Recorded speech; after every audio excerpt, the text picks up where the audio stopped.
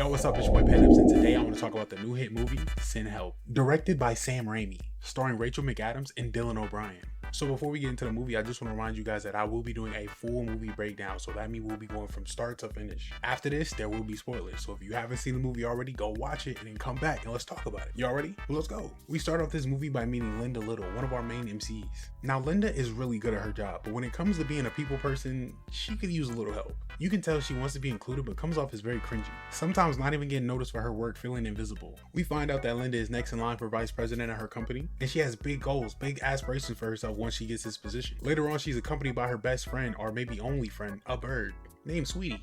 Very strange relationship with the bird, but hey, by any means, W Bird. We also find out at the apartment that Linda is a huge Survivor fan and she wants to be on the show, even to the point where she made a whole audition tape just to see if she can get on the show. Later on that in just a sec. Continuing on to the next day, we are now introduced to Bradley, our other MC. We then learn that the only reason that Bradley is getting this position is because his father, whose company it is, just recently passed away, so now he's getting left everything from his father. Oh yeah, and did I forget to mention that the Allstate guy is in here from the commercials? Our two MCs, Linda and Bradley, finally meet for the very first time. Linda, who just finished eating her tuna sandwich, wants to make a good first impression on Bradley, but with her rushing in the process, she kind of left some food on her face. And when she and Bradley finally meet, let's just say Bradley wasn't too fond of this. The look on his face, you can tell he was utterly disgusted. During this first interaction with Bradley, we can get a feel for his character, and I'm not gonna lie, we can obviously tell that he's a dick. Very rude, very nasty, very egotistical, just like all around just douche. After that interaction, Bradley finds out that Linda is next in line for VP because of his father's wishes. But oh no sir, Bradley cannot have that, even if it was his father's dying wishes. But nope, Bradley wants to have his college frat bro friend Donovan in the next position. And let's just say Linda ain't gonna be too happy about that when she find out. Because when Linda does find out that she is not getting the position, she surprises everybody and she crashes out. While talking to Bradley, trying to figure out why she's not getting the position, Bradley says he's willing to hear her out, but at the end of the conversation, he basically says she's good but not ready. We then hear about this huge Bangkok merger, and that a group of them are gonna go take a plane trip to go settle the deal in Taiwan. Bradley invites Linda to come on the plane trip with them, but only to use her to get Donovan up to speed and leave her in the past. On the day of the plane ride, everybody's ready for takeoff. While we're thousands of feet in the air on a private jet, Donovan's trying to impress the new boss Bradley by going and finding the video of Linda's audition Survivor tape. They're laughing, they're giggling, they're looking back, making sure that she can see it, and she is in tears. Then strikes turbulence. Now before things get too worse, they try to put their seatbelts on, but old Bradley wants to be cool guy. Oh, seatbelts are for punks. So they sit down, but with no seatbelt. The turbulence gets worse. I'm talking about, yo, they flying up around in the cabins. I'm talking ragdoll, just like up, down, round, around, like they was going everywhere. And to make it worse, the door of the plane flies off. So not only is we thousands of feet in the air, but now there's a punctured hole in the side of the plane. And I'm talking bodies is flying out the plane, body after body. But Linda, she's smart. She already put her seatbelt on. She locked in. She's a survivor. She know what to do. But here come Mr. Donovan flying through the air like a daggone ragdoll. Latches on to Linda's leg. Now he's not just trying to hold on for dear life. He's trying to take Linda's seat. I'm talking take her out in the process if he has to. Are you serious? Another body come flying and attaches to now Donovan's leg. More weight added to this man Donovan. Now he's slipping. He starts to panic. He has to do something to get Linda out of her seat. So this man has the audacity to try to choke her to get out the seat. Gasping for her life, Linda sees a fork on the ground and she stabs this man in the eye. And out of the plane, boom goes Donovan. But that was just one crisis averted. The plane is still going down. And then boom, plane crashed. Linda survives the crash, but now she's stuck in the middle of the ocean. In the morning, she washes on shore of a nearby island. When she finally awakes, she begins to walk along shore for what it seems like hours, until she finds a body that's also washed up. It's Bradley. And let's just say she wasn't too happy to see it was him. As she's further inspecting Bradley, she sees that he has a bad cut on his leg and that she has to act fast or he might lose a leg. And to make matters worse, a thunderstorm is approaching. So you already know what survivor Linda had to do. I mean, she gets to work. I'm talking patching up this man Bradley, making a shelter, making a fire. Linda knows what she's doing. And if you ever was stuck on a deserted island, you would want to be stuck on an island with her. Well, maybe. The next morning, Bradley finally wakes up. Linda tells him that they're the only last two survivors off the plane. He sees that she patched them up and he actually says thank you for the first time. Is this signs of actual humanity coming from Bradley? Wow, shocker. Later that night, Linda stares off into the distance at the water, and I'm not gonna lie, this might be the first sign that we get that there's something might not be right with Linda. You know, there's just something just off. You know, she's on the outside, it looks normal. There might just be a little something going on. The next morning, Bradley wakes up getting concerned, wondering where's help and why haven't we done any distress signal. But let's just say Linda not too worried about leaving. And with that causes an argument between Linda and Bradley, and they start going at it. So much to the point where Bradley still thinks he's in charge and we're still in the office. And at the end of the argument, Linda gets up, she doesn't say a word, and she leaves. Now at first Bradley's playing her bluff. She'll come back. Or will she? He's waiting. So far it's been hours, damn near sunset, and Linda has still not come back. And with no water, Brad starts losing it. Later that night, the island winds are going crazy and they blow away the shelter that was just covering Bradley. Now it's the next day and the sun is beaming, but Bradley has no shelter. Sitting in the sun all day long with no water, no shelter, in the heat, this man Bradley is on the brink of death. But surprise, surprise, here comes Linda back with the water and a reminder. This is no longer the office. Out here, I'm the boss. And what Linda says goes. And pretty much after that, Bradley had no choice but to get in line. After that, Linda says she finds boar tracks and that she's gonna go hunting. Linda, in the wild, in the nature, on the hunt for the boar. She's creeping through the grass. She got her weapon ready, but then she realizes, oh my god, this is really the real thing. I'm really hunting a boar. The anxiety started getting to her. Am I hunting the boar? Or is the boar hunting me? Out from the bushes, a big ass boar appears. It's Linda versus the boar. She climbs a nearby tree, gets the jump on the boar, and she slams her weapon dead smack in his noggin. But the stick, it snaps. And with one last attempt, the boar charges at Linda. But what's left of the broken weapon, she picks it up and she stabs the boar with it as it's charging. Hey, at first it wasn't trying to go down, but eventually it took some time, but it went down. Later that night over a campfire, Bradley and Linda are actually bonding over the boar, even making bacon jokes. The next morning, Linda's on a walk by herself and she finds a waterfall. She's looking at her reflection and she sees a new Linda, one that's out of her shell, not so invisible anymore. This is her world and she's finally living in it. But is this really happiness, or is she slowly starting to lose it? In the nearby distance, we hear an engine running. Immediately, Linda snaps into action. She's screaming and she's calling for help, but she stops. She pauses.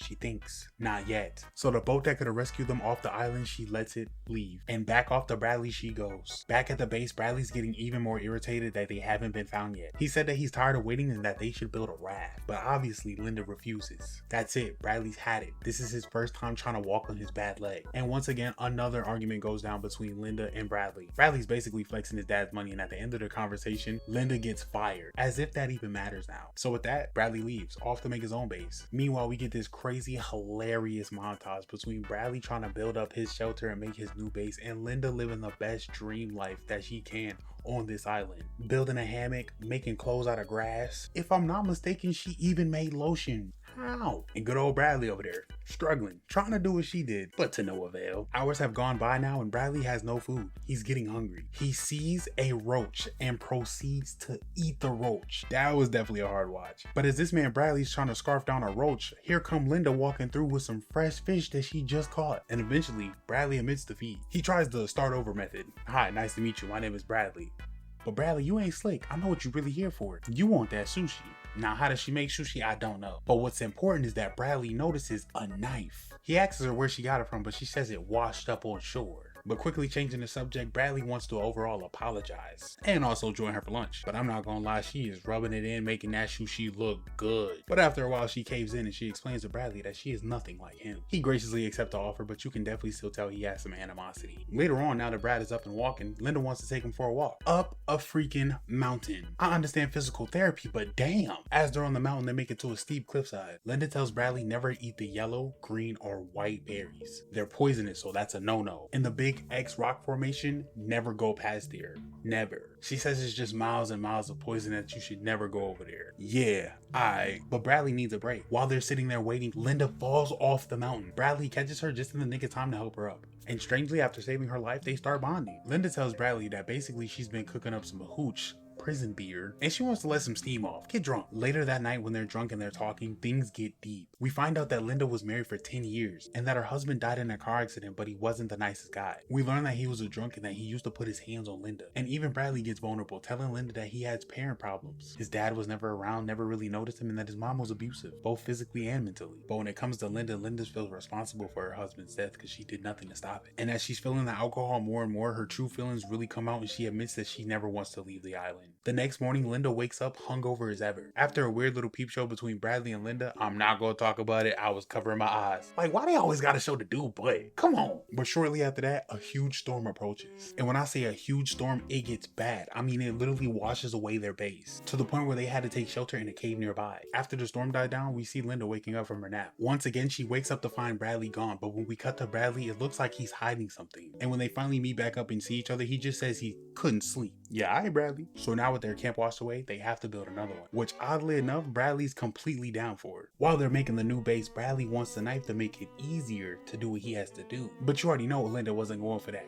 She refuses. Bradley wants to go for a walk, so Linda joins. On this walk, this man Bradley is just buttering up Linda, telling Linda that he's so thankful for the things that she's taught him over the days, and that he wants to make her dinner. Mind you, where they're walking on top of the mountain. At night, Bradley comes out to serve the food. As they're eating, Linda asks Bradley if he has ever cooked before, and the answer was no. Red flag number 1. Ding, ding, ding. The world's fading in and out. Linda's getting dizzy. She falls over in pain. As she's on the floor in agonizing pain, we see Bradley run into the bushes, and then out emerges a raft that he built. Running straight past Linda and straight for the shore, he sees his way to escape. Once on the raft, this man Bradley actually looks like he's doing it. This man might actually escape, but the waves just keep getting bigger and bigger. But at first, it looks like he's gonna make it, until one too many big waves crash the boat. But not only does this man start to sink, but he drowns in the process. But who comes to rescue this man? Linda. Even after you just tried to poison her with them berries, she still tried to save you. Luckily, she drags his body all the way back to shore, but she has to give him CPR. And right as she gives him CPR, she proceeds to vomit all over his face. Not once, not twice, but 3 times. She repeatedly threw up on this man's face, and I'm not gonna lie, it looked gross. Linda did it. She saved Bradley. She still puked on him though. The next day, Linda takes it upon herself to get her get back and to set some new ground rules.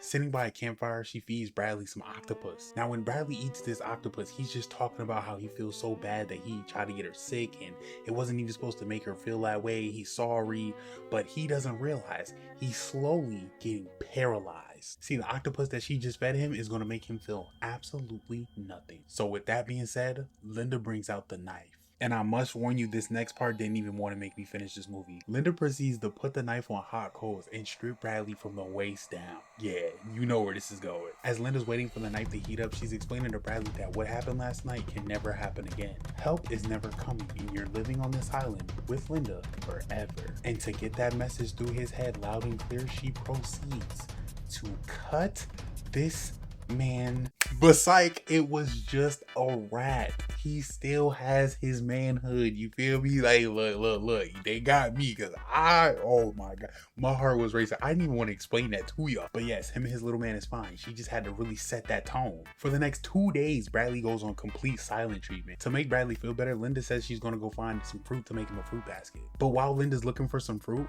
we hear a boat in the distance.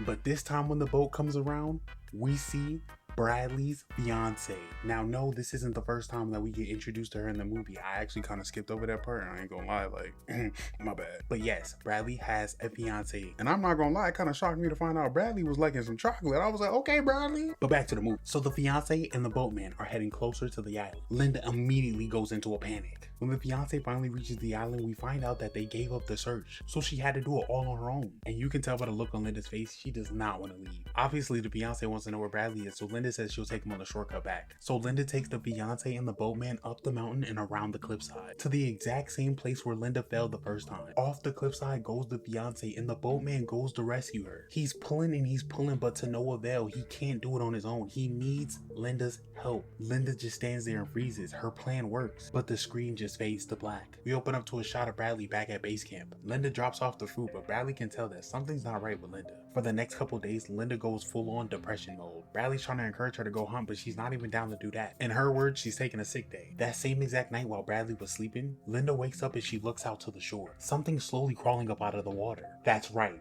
it's the fiance, walking like a damn zombie back up to the base. Linda rushes down to go meet her. The fiance is pissed and she basically says that she's finna tell Bradley everything. Linda swings at the fiance, but it was just a hallucination.